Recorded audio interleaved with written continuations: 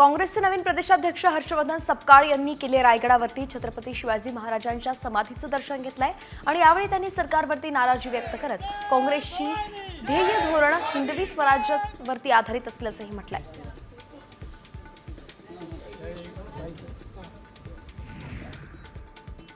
अलिबाग बस स्थानकासमोर भीषण अपघात झालाय। यावेळी 2 एसटी बसमध्ये चिरडून मोटारसायकल स्वाराचा जागीच मृत्यू झालाय। त्यानंतर मृताच्या संतप्त नातेवाईकांकडून बसेसच्या काचही फोडण्यात आल्या।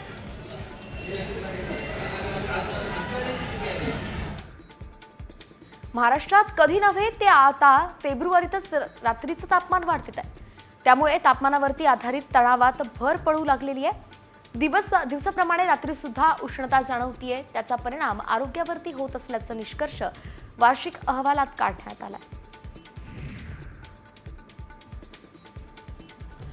हाय सिक्युरिटी रजिस्ट्रेशन प्लेट बसवण्यासाठी राज्यात 3 खासगी कंपन्यांना कंत्राट देण्यात आलंय।